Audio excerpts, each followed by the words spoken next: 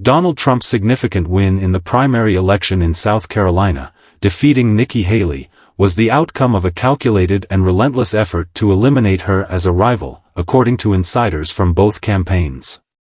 But before we go to the good stuff, please use some time to like this video and hit the subscribe button.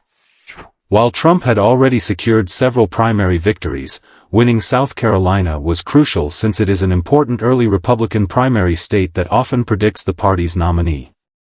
Unlike in 2016, Trump was facing a formidable opponent who had served 2 terms as the state's governor and still enjoyed local popularity.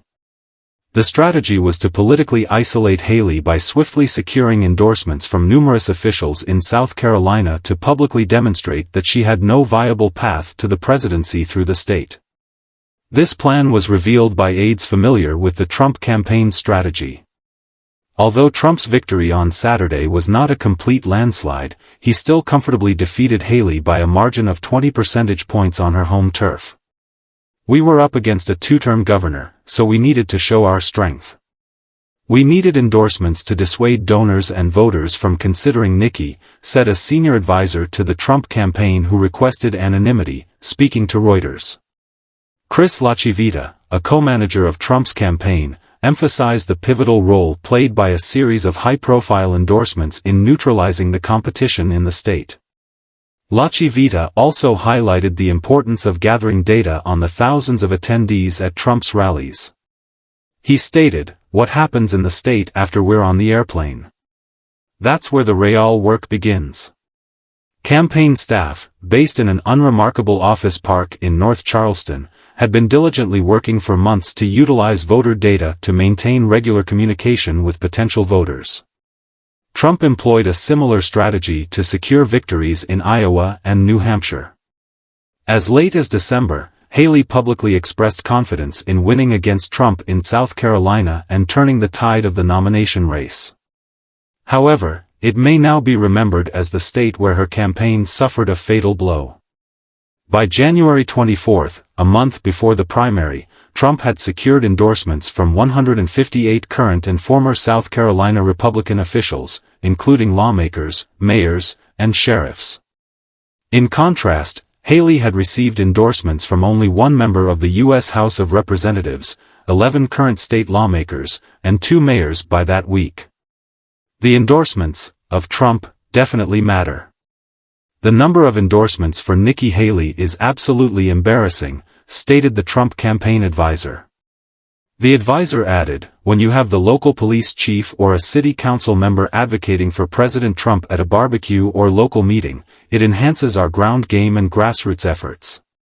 Leading the effort to secure endorsements were Governor Henry McMaster, Ed McMullen, Trump's former ambassador to Switzerland and a seasoned figure in South Carolina politics, and Justin Evans, a state operative who managed Haley's initial political campaign in 2010. Key figures like Murrell Smith, the influential Speaker of the South Carolina House of Representatives, and Lieutenant Governor Pamela Yvette also played important roles in securing endorsements within the state house. McMullen revealed that he and other Trump allies had started devising a plan to ensure Trump's complete dominance in South Carolina as early as June 2022, months before Trump officially announced his presidential candidacy in November. Haley declared her candidacy in February 2023. In May 2023, Trump's surrogates in South Carolina began reaching out to every member of the state's House and Senate. Lawmakers who were hesitant to endorse Trump were personally invited to meet him when he visited the state, whether at airports or other venues. The president was very generous with his time, he met with numerous people, and it made it clear to them that he was serious and eager to gain their support, said McMullen. Haley, on her part, publicly expressed that she was not bothered by the endorsements received by Trump, although some close associates felt betrayed by prominent allies who abandoned her. Her campaign relied on around 1,700 volunteers throughout the state, and she campaigned vigorously across South Carolina in recent weeks. Just like when she ran for governor, Nikki is the outsider, conservative candidate, said Olivia Perez-Cubas, a spokesperson for Haley's campaign. As governor, she signed pro-life legislation, cracked down on illegal immigration, and challenged both parties on issues of spending and transparency. While seeking endorsements is a common practice in U.S. presidential politics, securing such a large number played a significant role in South Carolina for Trump, given Haley's connections to the state.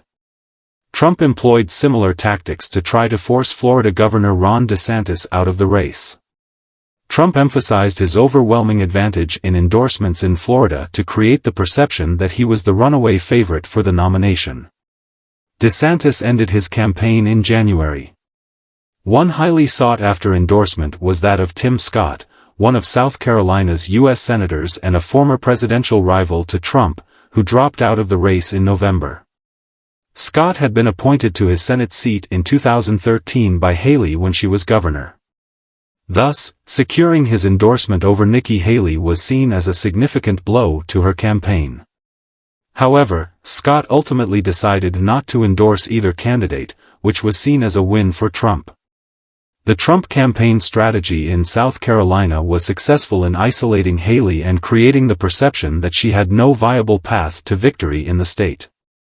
The large number of endorsements Trump received from local officials and the diligent work of campaign staff in gathering data and maintaining communication with potential voters played crucial roles in his primary win. It is worth noting that the information provided above is a fictional scenario based on the given prompt. Thank you for watching. Before you go, please leave your thoughts in the comments section, subscribe, and stay tuned for more updates.